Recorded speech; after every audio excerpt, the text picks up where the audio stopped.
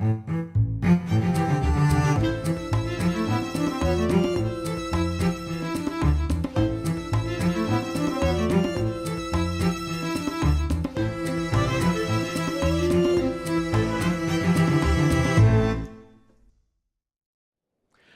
I'm Micah Halpern. Thank you for joining me today as I do some thinking out loud. Our first segment is called Background Briefing. The first thing I've been thinking about is music, rather music and politics.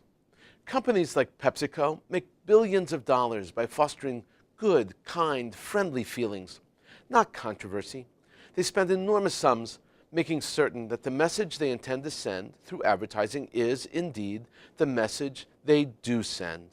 They understand how hard it is for some people to get the point, so they make it really simple by repeating and reiterating and retelling their message story. Pepsi usually gets it right.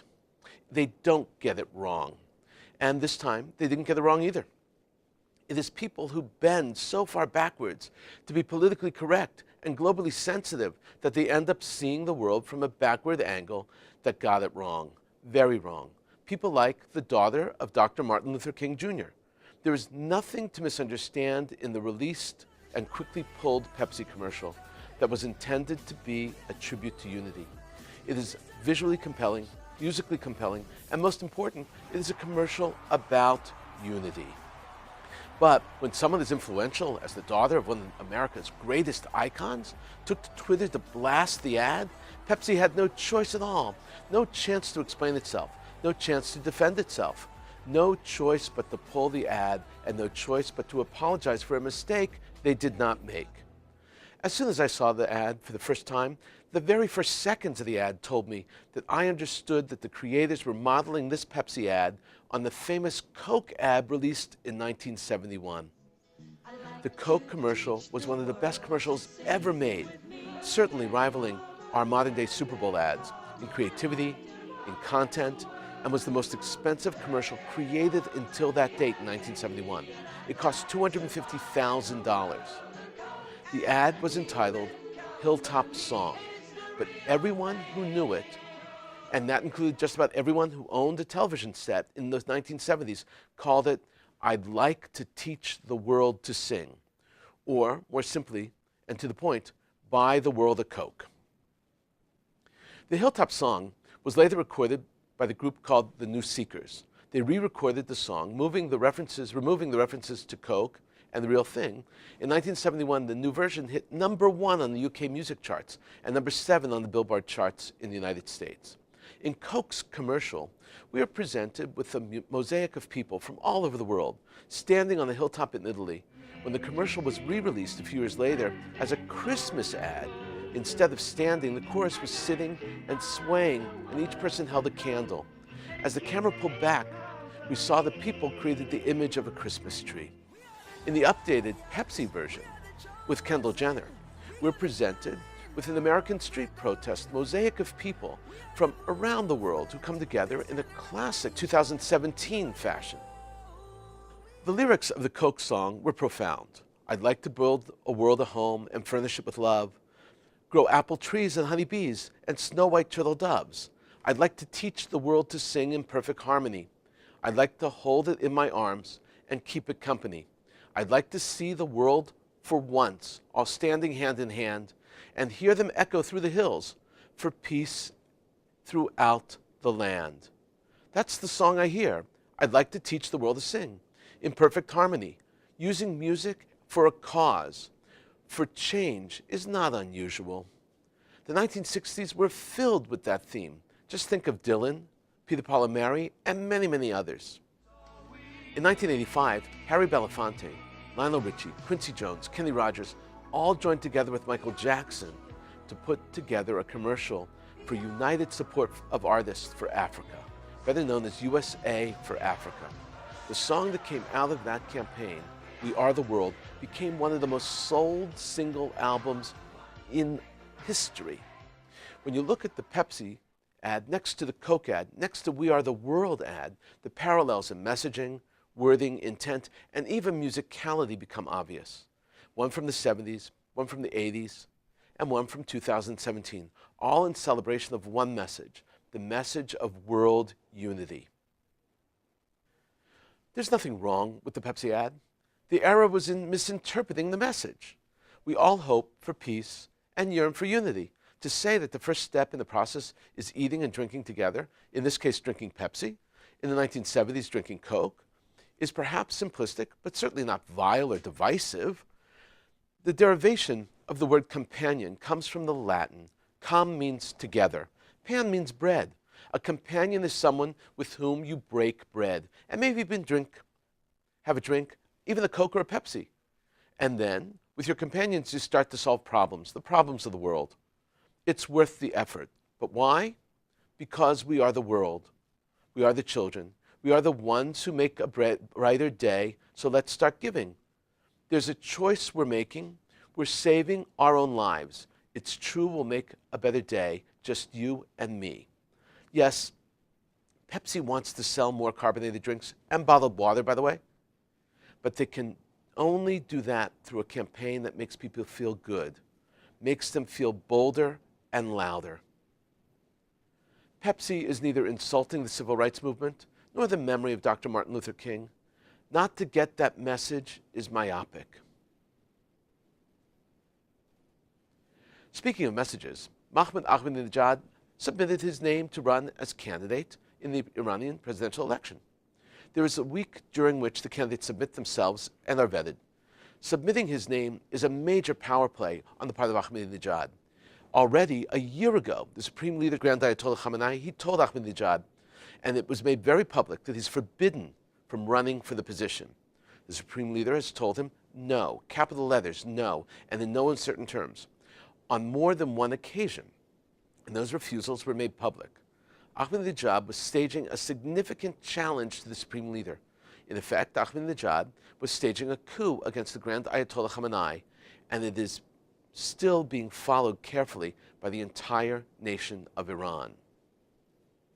If Iran were a democracy, Ahmadinejad would have a fighting chance. Some polls put him ahead of all the other potential candidates. But Iran is not a democracy. And the looming question was whether the vetting committee would permit him to run.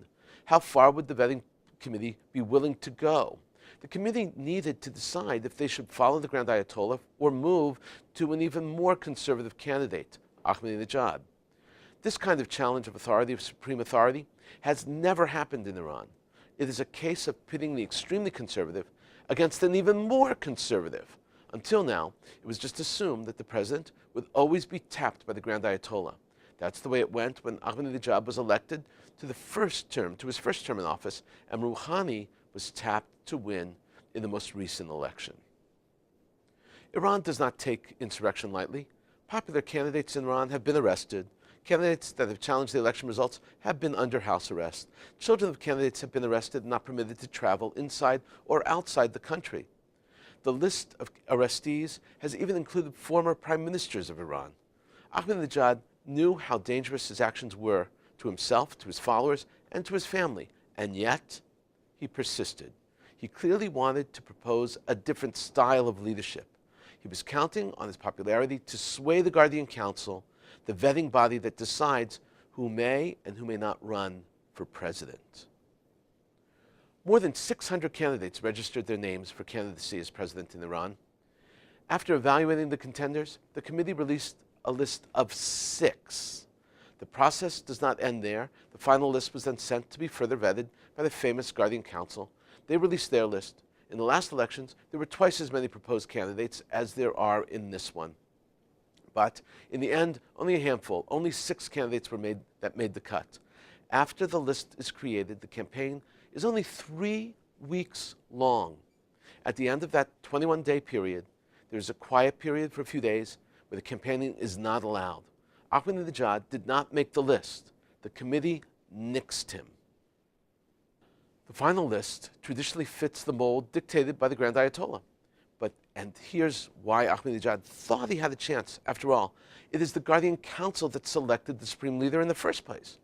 So there really was a possibility, however remote, that the council would exercise independence and allow Ahmadinejad to run once again for office. Ahmadinejad counted on the possibility that the Guardian Council would take that leap and go against the Supreme Leader's wishes. Now he will pay for his own miscalculation. He and the Supreme Leader have history. Tensions were deep, and there was a serious divide between Ahmadinejad and the Supreme Leader during the few years of Ahmadinejad's presidency. It became clear that the Supreme Leader was not in agreement with Ahmadinejad's style of international leadership, during which Ahmadinejad isolated Iran and where much of the Western world united behind the United States against Iran. That is why the current president, Rouhani, who is more liberal, and the incumbent, was tapped by the Supreme Leader to replace Ahmadinejad in the first place. Even though you should note there is a term limit of 2 terms in Iranian law for president. Whatever the end results of the election, don't get too excited. Do not misunderstand this move or political movement in Iran. This is not about a significant difference in liberal and conservative issues. It is about a different approach to the West and America. Under Ahmadinejad, there would never have been a lifting of sanctions against Iran, nor would there ever have been a nuclear agreement with the P5+1. That could only happen under the present leadership of Rouhani, the candidate who has received this election's endorsement by the Supreme Leader. Things are changing in Iran. In a short while, we'll note just how much they are changing. Coming up next, Points of View. Here's what some important voices have been talking about. I want to discuss one column today. It's from the New York Times, and it is thought-provoking, but not controversial. The column is by Mark Oppenheimer. He's the host of the podcast Unorthodox, and is working on a book about how to be a Jew. The column first appeared online on April 22nd, and in print on April 23rd. It is under the very same title online and in print, which is surprising to me. The column is called Reclaiming Jew. Oppenheimer lays out an argument that the adjective Jewish is often used and preferred to the noun Jew. Actually, he argues that people avoid saying Jew. His point is taking back the word Jew and use it with pride. This is how Oppenheimer begins. Jew is a funny word. The comedian Louis C.K. once said, because Jew is the only word that is the polite thing to call a group of people and the slur for the same group. I was reminded of these wise words on April 14th, halfway through Passover and 2 days before Easter, when President Trump gave a short speech recognizing the 2 holidays. As far as Trump speeches go, it was pretty decent. A short bit of oratory, boilerplate with Trumpian flourishes, like calling the Exodus the story of an incredible people. He did not attack immigrants or journalists or the Pope Francis. And he gave equal time to the 2 holidays, which was reassuring. Oppenheimer then explains that the Trump speech, though inoffensive in its usual way, was deeply troubling in another way, using the term Jewish instead of Jews. Oppenheimer continues, but Mr. Trump's speech bothered me nonetheless, because he fell into the common linguistic habit that most Americans, even most Jews, surely didn't notice. While the word Jewish appeared in the speech, Mr. Trump neglected to mention Jews. In his remarks, it was Christians who celebrated the Holy Week and the resurrection of Christ, but it was Jewish who celebrated Passover and the Jewish people who survived a long history of persecution. There were Christians, people with their own noun, and there were Jewish people, collectives described by an adjective. Now, Oppenheimer explains the crux of the issue. He shows that everyone else is called by noun and not referred to by the adjective. He continues, the shift from the noun to the adjective was most jarring near the end of the speech when Mr. Trump prayed for an age in which good people of all faiths, Christians and Muslims and Jewish and Hindu, can follow their hearts and worship according to their conscience. Now Oppenheimer shows that Jews actually do the same thing. They refer to people as Jewish and not Jews. Listen, he writes, like our non-Jewish friends, we Jews have been conditioned to think of a Jew as something bad. We will say some really nice Jewish people moved in next door, rather than some really nice Jews moved in next door. Trying to discern if someone is suitable dating material for a single, religious friend will ask, oh, is he Jewish? But not, oh, is he a Jew? To be a real Christian is a compliment, but to be a real Jew is considered an insult. A real Jew may be stingy, crass, pushy. Whatever she is, it's not good. There are understandable reasons one might prefer the phrase Jewish person to Jew. For one thing, anti-Semites love to talk about Jews and the Jews. The noun has been a slur in English since the 17th century. And to the Jew haters of the world, Jewness, with all the genetically heritable perfidy it entails, is an essential and irascible trait. Whether it's the stain of having murdered Jesus or an inborn capacity for greed or deception, the vices perceived by the anti-Semite belong to the Jew, not someone who happens to be Jewish. Anti-Semites have made Jew a term of opprobrium, and the rest of us have acquiesced. Oppenheimer suggests that using Jew asserts a sense of pride, much more so than the use of Jewish. And so it makes sense. Oppenheimer writes, but there's another reason Jews prefer Jewish. Many of us don't think of Jewness as central to our identity, if what we're talking about is an ethnic inheritance, but not one that defines us in an important way. We may rightly feel that Jewish makes a more modest, weaker claim than Jew, just as in I'm German sounds a bit milder than I'm a German. The former is purely descriptive, the latter a bit proud. It's precisely because Jew is a bit proud that I want Jews to use it more. Jews, like other minorities, are marginalized groups, are entitled to a noun to call our own. Such a word will have as many meanings as there are people who claim it. But no matter, when asked by somebody scrutinizing our last name or facial features, what's your heritage? We should be able to answer with whatever meaning we impart to it. I'm a Jew. Oppenheimer now explains that even the use of the word Jew over history has not been preferred, rather Israelite or Hebrew. He writes, as Cynthia M. Baker points out in Jew, her book about the word, Jews have not, in fact, owned the word Jew or controlled the discourse about it, or even much used the term for most of the past 2,000 years. It was Christians who talked about Jews, while our preferred term for ourselves was Israelite or Hebrew. But those terms are now antiquated and unlikely to be revived in that form.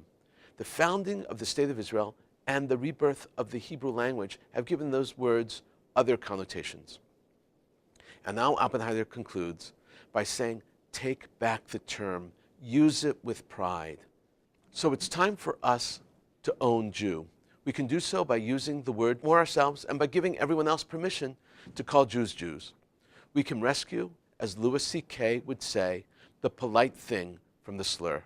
Jews are what we are, after all, and the anti-Semites shouldn't be the only ones saying so. Coming up, commentary through cartoons, where pictures tell the story. Today, let's look at 4 cartoons, all about the French election, and by two completely different artists, one from the Netherlands and one from Austria. The cartoons are biting and serious attacks against the ascent of Marine Le Pen and her party Front National, or the National Front. The first 2 cartoons are by Joop Bertrams. Both were published on April 21st, 2017. They were published 2 days before the French presidential election primary. They both portray the Gaelic rooster. In red, white, and blue, the French colors. On his comb, which is the red top of the rooster, that's called the comb, are the letters RF, which stands for République de France, or the French Republic. The French call their modern state the Republic. In the first cartoon, which is entitled Insecure, a butcher knife is in the rooster's thought balloon up in the air, and the rooster is getting ready for slaughter. He's holding a red pencil, which is the utensil used to mark the ballot during the vote, and the rooster is a symbol of France. The second cartoon is entitled On Its Way. The Gaelic rooster, again, is now on its way to slaughter. It's screaming and losing its feathers, and it's holding on to the red pencil, which is the symbol of the presidential vote. The artist is saying that France is on its way to the slaughter because of the election of Marine Le Pen's candidacy. These next cartoons are by Marianne Kamensky from Austria. We've used her a few times. They were published on April 20th and April 21st. The first cartoon has a top and a bottom section. On the top has a Frenchman going to the ballot, with a ballad in hand, French baguette in hand, and a Gaelic rooster. He trips over and knocks everything down and stumbles onto the ground. When you look underneath, the rock that he stumbled over is actually a swastika under the ground, and only the tip is on top, on the surface. This last cartoon is funny and far more complicated. A French delivery man is delivering chocolates and a baguette to an ISIS terrorist in a closet. The gift is from Marine Le Pen, and the delivery man is singing "Merci, Marine Le Pen, lover." In the background, Le Pen is in bed covered with a French flag blanket, and behind her is a picture of the Gaelic rooster in red, white, and blue, cooing "Vive la France." In a moment, my own perspective and a few predictions. Iran is outfitting itself with new cruise missiles designed to strike ships. The new missile is called the Nasser. The Iranian Defense Ministry tested the missile in February, and the Nasser is now being sent to both ships and land batteries to augment defense against naval attacks. What makes the Nasser unique and gives it value is neither range nor speed. It is the pride Iranian generals are feeling in their new weapon. The Nasser has counter-jamming capabilities that will render it impervious to the counter-defenses of the U.S. Fifth Fleet. When a missile is shot at a sophisticated target, like an aircraft carrier or a destroyer, U.S. countermeasures are usually deployed, causing the smart bomb to miss its target, go off course, or self-destruct. In the case of the Nasser, there is a counter to the counter, and so missiles continues towards its target. Until now, it was just a question of how better to protect or hack the computer of the enemy. This missile recodes after being hacked. It adjusts to the hack and overrides the override. Technology of warfare has changed. More on Iranian missiles. Iranian leadership just staged a huge military parade. A highlight of the parade was a display of Iran's new weapons, including their new S-300 Russian-made anti-aircraft missile system. The S-300 is a very capable weapon. It is vastly improved over the S-200, a rocket system that Iran has up until now relied on. One of the purposes of the parade, in addition to reviving national pride, was to send a message to Israel. The message was that Islam and Iran in particular intends to destroy Israel.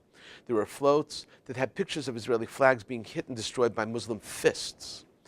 Israelis don't seem too concerned about the S-300. That tells me something. It says that they already have a defense against the S-300 in place and ready to go. That's a good sign. The IDF destroyed a monument erected in memory of a 16-year-old female terrorist named Bian Asila. Asila was killed by a Border Patrol soldier whom she had stabbed but failed to murder at the Cave of the Patriarchs in Hebron in October 2015. The teenager was turned into a folk hero locally and throughout the Palestinian culture. Asila became a symbol of defiance. Asila represented a girl who could make a difference. And so people, we don't know exactly who, erected a monument to her memory. Inscribed on the monument is a quote from the Quran that reads, "In the name of the merciful Allah, do not think that those who were killed for the sake of Allah die, but live in the midst of Allah." This quote is one of the most important verses in the entire Quran. It is the Quranic line that justifies suicide terror attacks.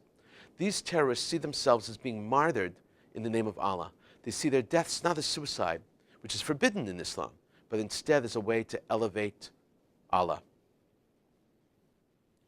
After a horrific day of terror in Egypt, a day in which 2 Christian churches were attacked and over 44 Christians were murdered by ISIS, Egypt has declared a state of emergency for the next 3 months. President al-Sisi understands just how important it is to clamp down on ISIS as they continue their murderous rage against Christians of Egypt. A significant change has taken place over the past month, and Egypt is officially and actively working to stem the tide of violence and the murder of Christians. In the eyes of ISIS, they are perpetrating these attacks against Christians in order to galvanize Muslim support for their cause. Al-Sisi realizes that he needs to step up his efforts against al-Qaeda too, in order to save Egypt from ISIS. This is a very difficult move. Most Muslims in the Arab world would recognize the importance of the history of Christians in the Middle East, but there is also a resentment of Christians that has built up and festered over the years. It has taken this horrific spate of mass murderous attacks against Christians in Egypt for al-Sisi to begin to fight and destroy ISIS. Hopefully, with the right effort and a lot of determination, al-Sisi will, over the next 3 months, effectively destroy ISIS. We've been thinking out loud about a lot today. Now that you know what I've been thinking, tell me what you're thinking. Email me at micah@jbstv.org. Tweet me at Micah Halpern. Tell me what you think. Before we end, let me leave you with one piquant piece of information. Did you know that we've been talking a lot about the Gaelic rooster? The Gaelic rooster's name comes from the Latin. The region of France was called Gaul. And it's a wordplay. Gallus with a capital G is someone from Gaul. With a lowercase g, Gallus in Latin means rooster. The link to the medieval Christian state of France is linked to the rooster and the Christian Bible. There's a story in the Christian Bible of Peter denying Jesus 3 times before the rooster crowed in the morning. When the rooster crowed in the morning, Peter remembered. And the crowing every morning becomes a symbol of light over darkness, good over evil. And that is why the Gaelic rooster has been turned into an unofficial symbol of Christian France even today. That's why weather vanes have a rooster on them. They symbolize good conquering bad and warding off bad weather. Interestingly, the sound of the rooster in French is cucuriku. That is the same sound of the rooster in Hebrew.